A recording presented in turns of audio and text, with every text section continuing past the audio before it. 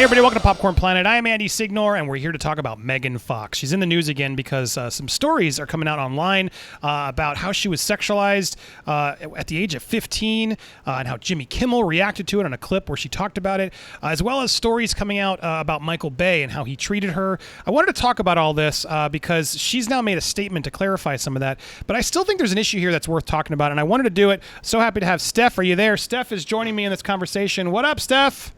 What up, Andy? How do? Good. I'm happy to have you on this one. This one's kind of all over the place. There's a little bit of stuff that Megan has now clarified, which I'm glad she did. But I still think there's some issues that need to be talked about. So I'm glad you're here to have this talk with me. Let's go through some of the things at hand, and let's start where it started with this clip that surfaced on Twitter. People, if you guys didn't watch my previous story on Jimmy Kimmel, people are trying to cancel him right now. You can go watch that next. But this is another instance of Jimmy Kimmel being called out in a clip from 2009 that this person on Twitter shared and got lots of views. 7 million views have already shared this clip. Let's watch the clip in question so you guys can understand. I had just turned 15 and I was an extra in Bad Boys 2. Really? And yeah, they were shooting this club scene and they brought me in and I was wearing a Stars and Stripes bikini and a red cowboy hat and like 6-inch heels. And he approved it, and they said, you know, Michael, she's 15, so you can't sit her at the bar, and she can't have a drink in her hand. So his solution to that problem was to then have me dancing underneath a waterfall getting soaking wet. And that's... Perfectly wholesome? At 15, I was in 10th grade. So that's sort of a microcosm of how Bay's mind works. Well, that's really a microcosm of how all our minds works. But some of us have the decency to repress those thoughts and pretend that they don't exist. Right. Did he? Interesting. Okay, so look, Jimmy Kimmel's under fire, and I think he should be because look, why is he admitting that? There's more to go through, but let's pause for a second. Steph, I want your thoughts on that clip. Look, she says something very important there that I think a lot of people don't want to talk about or address.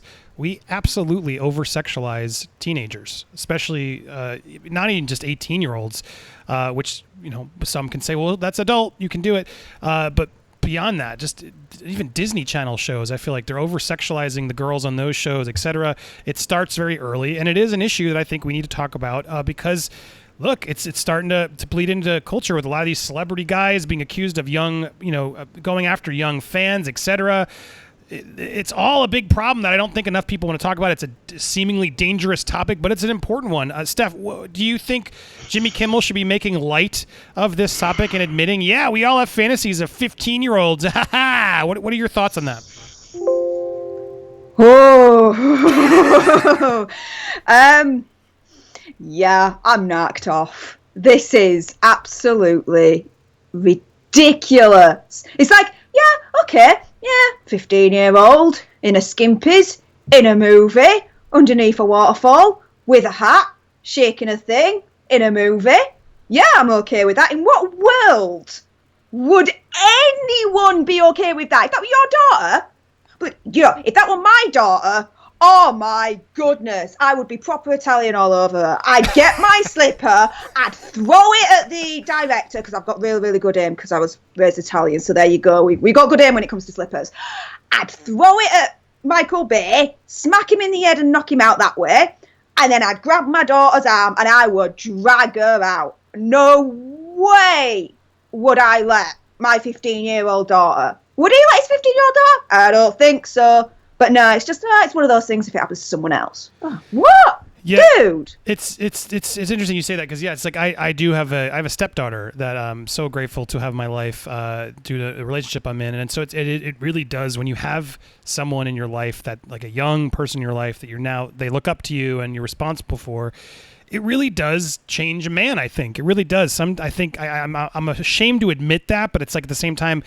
I don't feel like I was ever preying on young women, but you know what I mean? Like at the same time, like I know the media sort of just kept smacking it in my face.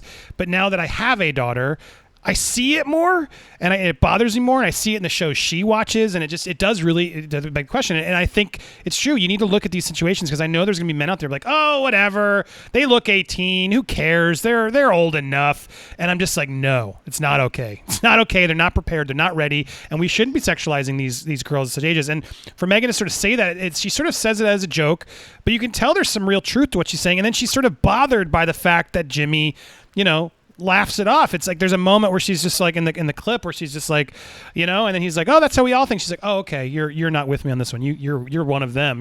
Is how it sort of plays. And I do feel grossed out by it. It isn't cool. And it's like, it's something we need to talk about more of, like, we got to stop doing that. And it's like Instagram models, all of this is like sort of happening right now where everyone's got to be beautiful, and these young girls are doing it. I feel so old now, but it's like, I really don't think it's good for society to have these sort of people like Jimmy Kimmel just laughing it off, glorifying it, saying it's okay. And I say good for Megan Fox to come forward and sort of point out these, these things, right? Yeah. And the reality of it is, unless no one knows, I've got an English accent. I live in England. A 15-year-old is like in year 10. She's still at school. And they don't have a grasp on their sexuality or life or what it truly means or the gravity of it. So how could she have truly understood the position that she was put in when she's in that Bad Boys 2 film? Again, all in the skimpy outfits with the red hat and the waterfall and everything. She wouldn't have been able to fully grasp or understand that because her mind wouldn't have fully matured at that stage. Yeah, well said. It's not that's. I think that's what people don't want to understand. They don't. They sort of want to ignore that and just say, "Well, no, it's fine." She should be able to do what she does. But I think there's a reason that men and women become adults at 18, because let's be honest, we're still not really adults at 18. There's still got a lot more we got to learn even at 18. 18 sort of like the age we throw people off into the pool to sort of, good luck, kiddo, is where it's, we're not responsible for you anymore. But let's be honest, college is still that whole sort of learning ground where we hope you don't do anything wrong. And so I do agree with this, and I some of my audience may disagree with me, and sorry, I'm not. I do think we have to be careful of overly sexualizing people underage, especially.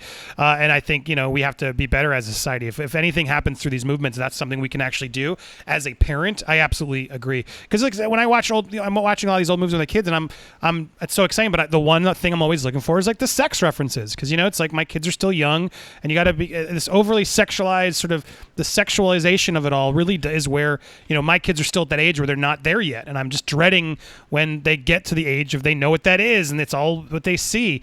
But I still see it being seeped into like certain shows they watch, and even Disney Channel. I feel like Stargirl, she is so sexualized as a character with the midriff and everything showing, it's skin tight, and I don't know why we have to keep doing that. It's a very weird thing where we have these young characters portrayed as they're confident. No, she's wearing. Why is she showing her? Why is Stargirl showing her midriff? I don't get it.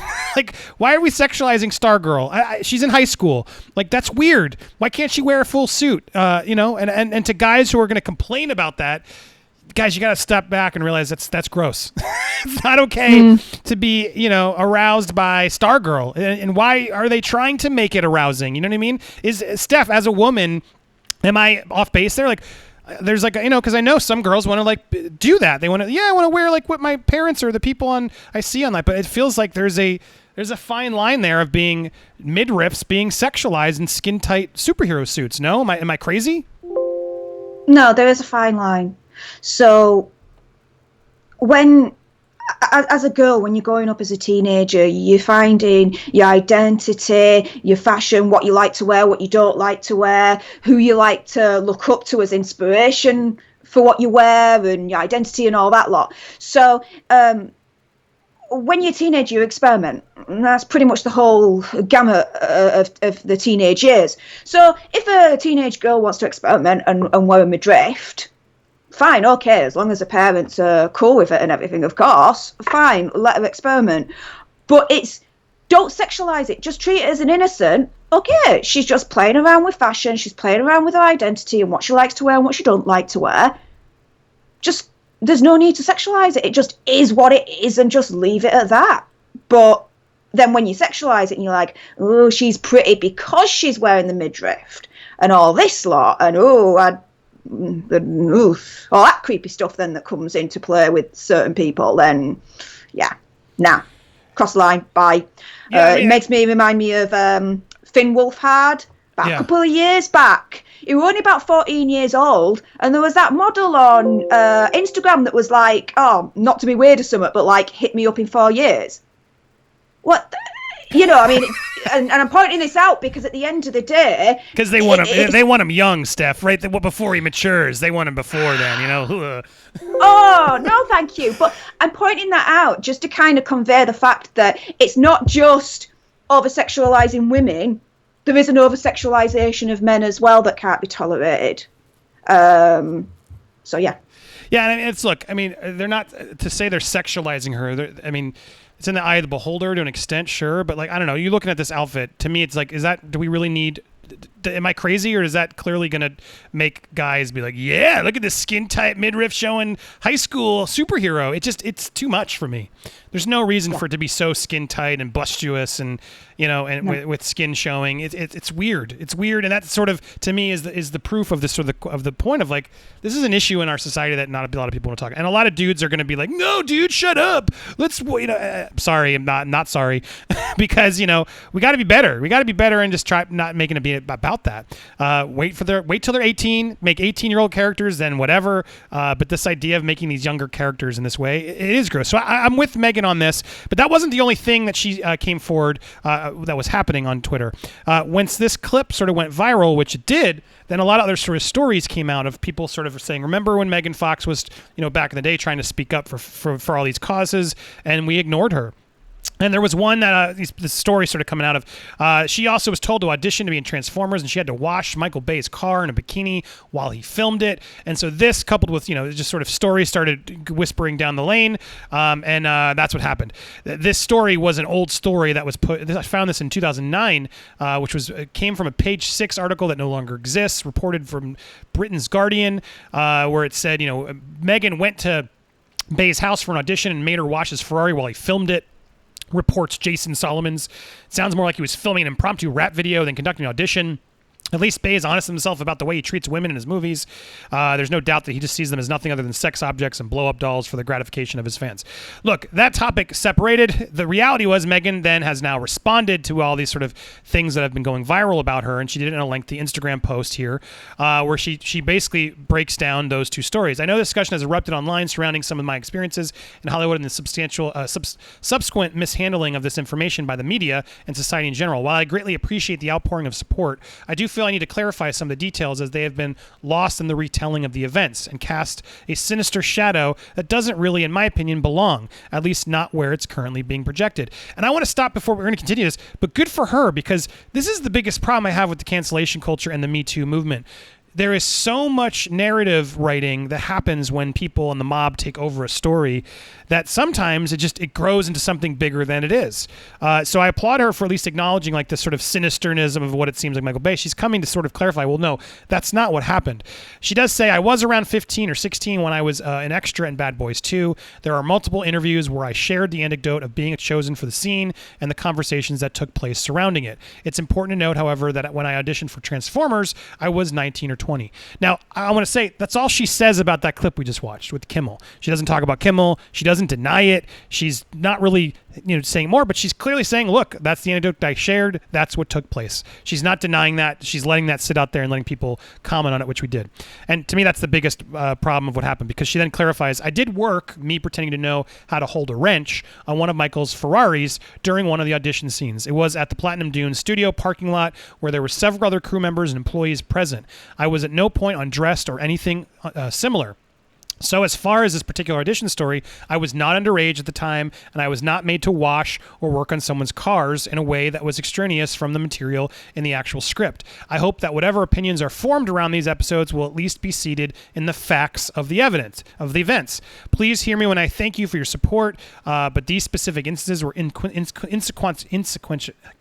Inconsequential, thank you, a long and arduous journey along which I have endured some genuinely harrowing experiences in a ruthlessly misogynistic industry. There are many names that deserve to be going viral in cancel culture right now, but they are safely stored in the fragmented recesses of my heart. But when it comes to my direct experiences with Michael and Stephen, for that matter, I was never assaulted or preyed upon in what I felt was a sexual manner. I'm thankful to all of you who are brave enough to speak out, and I'm grateful to all of you who are taking it upon yourselves to support, uplift, and bring comfort to those who have been harmed by a violent and toxic societal paradigm.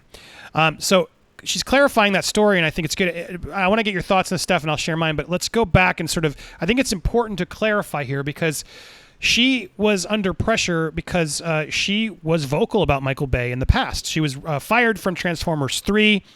And a lot of people are sort of saying, well, it's because of the Me Too movement and they didn't believe her and there must have been stuff that went down. But the reality is if you go back and read the facts about this case, she was in press saying some pretty, intense stuff about him. Speaking about, I wish I could go loose. They asked about, what's your favorite thing about working with Michael Bay? She says, God, I really wish I could go loose on this one. He's like Napoleon and he wants to create this insane and famous madman reputation. He wants to be like Hitler on his sets, and he is. So he's a nightmare to work with. Before when you get away from set and he's not in the director mode, I kind of really enjoy his personality because he's so awkward, so hopelessly awkward. He has no social skills. It's enduring to watch him. He's vulnerable and fragile in real life. And then on set, he's a tyrant. Shai and I almost die when we make Transformers movie. He has you do some really insane things that insurance would never go for. So full context of that quote that they keep pulling. She did call him Hitler on a set and a nightmare to work with. She then did at least acknowledge that off set he's a really, she likes him and she's endearing. But this calling him Hitler was a problem. She also said F Disney famously. She's always been very outspoken about her own sexuality and sort of how Disney has, treated their stars, etc. But it's important to sort of note that even the cast and everybody, she lost that job because of that. And there was a GQ article where they broke all this down, where they talk about that Hitler quote in separate. Erin Kruger, the screenwriter of Transformers, she was there for rehearsals, but she seemed like an actress who didn't want to be part of it. She was saying she wanted to, but she wasn't acting like it. Michael Bay, she was in a different world on her BlackBerry. You got to stay focused. And the Hitler thing, Steven said, fire her right now. Shia LaBeouf. Criticism is one thing. Then there's public name-calling, which turns into high school bullet bashing, which you can't do. She started S-talking our captain, Bay. I wasn't hurt because I know that's just Megan. Megan loves to get a response, and she does it in a kind of the wrong way. I'm sorry, Megan. I'm sorry I made you work 12 hours. I'm sorry that I'm making you show up on time. Movies are not always warm and fuzzy. Fox declined to comment on this story when it happened. The producer, and then, Rosie's done an enormous job. That's who they replaced her with. Anyway, Bay sent me she sent me a text 3 months ago. She said, I hope you're doing well. I responded, who is this? She goes, Megan, you dork. I said, oh, well, thank you. Hope you're well. When you're days and months on a set, it's like a family. You say rude things and you make up. And the truth is, she did make up with him. Apparently, full circle now. She has sort of been, we watched some quotes where she did sort of say she's on good terms with him now and doesn't have a problem. But all that's important to set up the story, which I would to wrap up our video and get your thoughts, Steph, of just the fact that a lot of people are saying, well, she was pushed off because she was difficult in her Me Too experiences, but she's now clearly saying, I didn't have that experience. I think she's admitting, I was, objectified at a young age, overly sexualized. But she also is speaking out to sort of the working with the tyrant that is Michael Bay, which, look, if you've seen his movies, it doesn't necessarily surprise me. But at the same time, from a set, I understood she's sort of admitting and apologizing that she was difficult, that she was sort of out there saying her opinions and calling people out. She has admitted this and she has apologized for this recently still. So I want to go to you, Steph, of just sort of, I think we talked about the objectification in the young, especially at a young age. It's not okay. What are your thoughts on this? Like, I think the full story of seeing this story come out there, I do think people have amplified this story against Michael Bay. While he does objectify women in his movies, and I don't like that he did it to a 15-year-old on the set of a music video. It's like, why? At the same time, she's telling us he didn't do anything wrong. He never preyed upon her, never assaulted her, never abused her. Do you think this movement of trying to sort of out Michael Bay is then fair? Should we be sort of, or can we take Megan's word for it and say, fine, we don't have a problem with Michael Bay? What do you think about all this? It's not that you should take Megan's word. You have to. It's her right. If she turns around and she says, look, guys, no happened, it was all above board, nothing below the table or alt like that. No, you have to take a word for it. You can't then just become some vigilante group and say, well, no, you're not confirming what I believe to be reality, so we're still going to go after Michael Bay anyway. What were you going after Michael Bay for then at that point? If she's saying nothing happened, then what are you doing it for? It's just that, the mob mentality of just being lost and just going after someone because... maybe just for any excuse at this point. She turned around saying no, it happened. Then that should have been the end of it. The whole thing about her being 15 years old on the Bad Boy set, that's another thing altogether. That you can criticise him for all day long.